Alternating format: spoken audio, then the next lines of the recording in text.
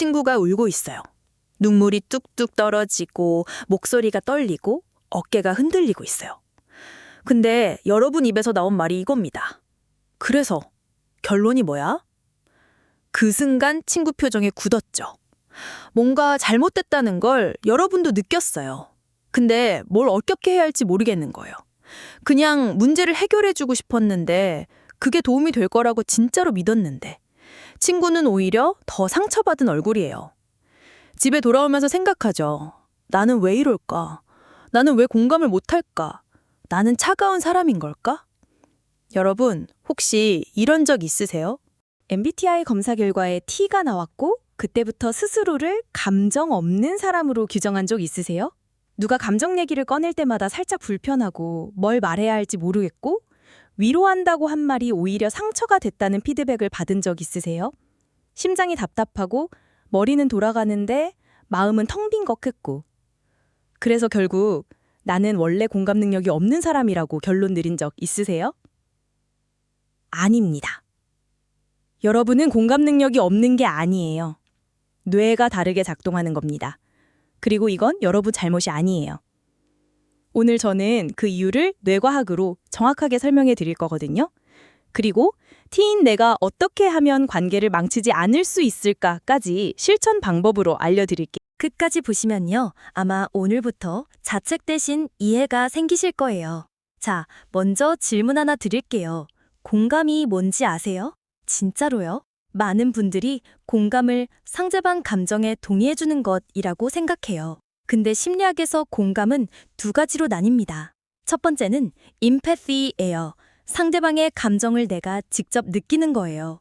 친구가 슬프면 나도 같이 슬프고, 친구가 아프면 나도 가슴이 저려오고, 감정이 전염되는 것처럼 작동하는 방식이죠. 두 번째는 compassion이에요. 상대방이 어떤 감정 상태인지를 머리로 이해하는 거예요. 저 사람이 지금 슬프구나 라고 분석하는 거죠. 직접 느끼는 게 아니라 파악하는 거예요. 근데 여기서 소름 돋는 게 하나 있어요. T 유형이 공감을 못하는 게 아니에요. T 유형은 컴패션을 가진 겁니다. 2019년 캐나다 맥마스터 대학교 연구팀이 발표한 논문이 있어요. 감정 처리 방식의 개인차를 fMRI로 분석한 연구인데요. 논리적 사고 선호 집단은 감정 자극이 들어왔을 때보다 전두엽이 먼저 활성화됐어요. 반면 감정 감수성이 높은 집단은 편도체가 0.04초 더 빠르게 반응했습니다. 0.04초. 눈 깜짝할 시간도 안 되죠. 근데 이 차이가 어마어마한 거예요. 편도체가 먼저 켜지면요. 감정이 먼저 들어와요. 몸이 반응해요. 눈물이 날 것 같고 가슴이 먹먹하고 같이 아파요. 이게 F유형이 경험하는 정서적 공감이에요. 전두엽이 먼저 켜지면요. 분석이 먼저 시작돼요. 저 사람이 왜 슬픈 거지? 어떻게 해결해 줄 수 있지? 뭐가 문제인 거지? 이 순서로 뇌가 움직여요. 이게 T유형의 공감 방식이에요. T는 차가운 게 아니에요. T의 뇌는 비유를 들어볼게요. 화재 신고가 들어왔어요. 어떤 사람은 불 앞에서 같이 울어요. 얼마나 무섭고 힘들었을지 같이 느껴요. 이게 정서적 공감이에요. 어떤 사람은 바로 소화기를 들어요. 어디서 불이 시작됐는지 파악하고 어떻게 꺼야 할지 계산해요. 이게 인지적 공감 플러스 문제 해결이에요. 둘 다 그 사람을 돕고 싶은 거예요. 방식이 다를 뿐이에요. 근데 불 앞에서 울고 있는 사람 입장에선요. 같이 울어줬으면 하는 마음이 있는 거잖아요. 그래서 소화기 들고 온 사람이 차갑게 느껴지는 거예요. T와 F 갈등의 본질이 바로 이겁니다. 서로 다른 채널로 같은 신호를 수신하는 거예요. 근데 여기서 소름 돋는 게 또 하나 있어요. T 유형도 거울 뉴런이 있습니다. 거울 뉴런 들어보셨죠? 1990년대 이탈리아 파르마 대학교 리졸라티 교수팀이 발견한 신경세포예요. 다른 사람의 행동이나 감정을 보는 것만으로도 내가 직접 하는 것처럼 내가 반응하는 거거든요. 누군가 손가락을 바늘로 찌르는 영상을 보는데 내 손가락이 움찔하는 경험 해보셨죠? 그게 거울 뉴런이에요.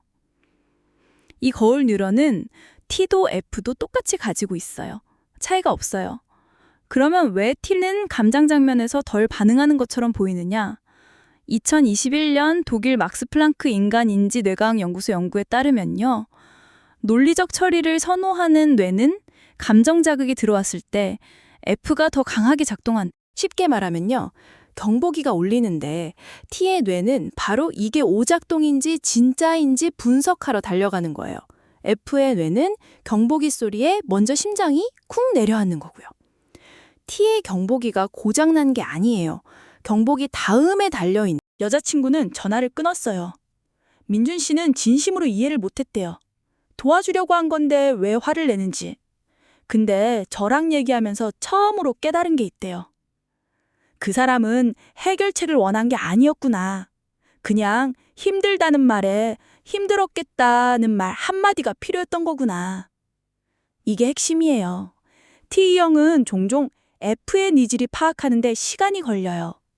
감정을 분석하기 전에 문제부터 해결하러 달려가거든요. 순서가 바뀐 거예요. 그러면 T형은 어떻게 하면 될까요? 5가지 알려드릴게요. 어렵지 않아요. 누군가 감정적인 말을 꺼냈을 때요. 바로 말하지 마세요. 3초만 멈추세요. TNN은 자동으로 분석 모드로 전환되거든요. 근데 3초 동안 지금 이 사람이 원하는 게 해결책인가? 공감인가?를 한 번만 물어보는 거예요. 3초예요. 짧죠? 근데 이 3초가 관계를 바꿔요. 실제로 미국 하버드 의대 2022년 대화 연구에서요. 감정 발화 직후 3-5초 간격을 두고 반응한 경우 상대방이 느끼는 이해받음의 정도가 37%예요. 고작 3초가 만들어낸 숫자예요. 말 꺼내기 전에 질문 하나 먼저 해보세요. 지금 나한테 뭘 원해? 들어줄까? 아니면 같이 방법 찾아볼까?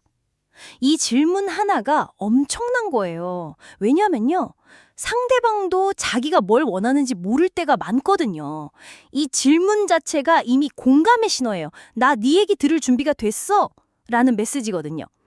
민준 씨가 이 방법 쓰고 나서 처음으로 여자친구한테 오늘 진짜 위로가 됐어 라는 말 들었대요. 이건 진짜 쉬워요. 상대방이 감정 단어를 쓰면 그걸 그대로 반사해 주는 거예요.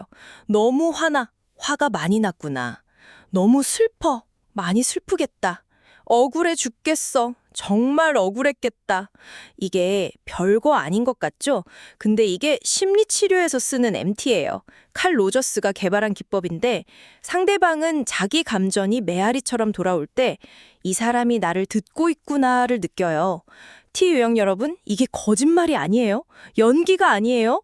뇌과학적으로 검증된 공감 신호 전달 방법이에요. T유형이 가장 불편해하는 게 침묵이에요. 침묵이 생기면 뭔가 채워야 할 것 같고 해결책이라도 내놓아야 할 것 같고 빨리 상황을 정리해야 할 것 같죠? 근데요, 상대방이 울고 있을 때 가장 필요한 건 때로 아무 말도 아니에요. 그냥 옆에 있어주는 것. 등 한번 토닥이는 것. 그랬구나. 한마디. 이게 때론 어떤 해결책보다 강력한 공감이에요. 2020년 서울대 심리학과 연구에서요. 감정적 고통을 겪는 상황에서 비언어적 해결책 제시보다 스트레스 호르몬인 코르티솔 수치를 말보다 존재가 더 강력할 때가 있는 거예요. 이건 조금 고급 방법이에요. T 여러분이 공감 표현을 어색해하는 건 뇌 구조의 차이라고 했잖아요. 그러면 그걸 솔직하게 말해버리는 거예요. 나 이런 상황에서 어떻게 반응해야 할지 잘 모르겠어. 근데 네가 힘들다는 건 알아. 내가 어떻게 해주면 좋겠어? 이 말이 왜 강력하냐면요. 취약함을 드러내는 것 자체가 친밀감을 높이기 때문이에요. 나도 완벽하지 않아.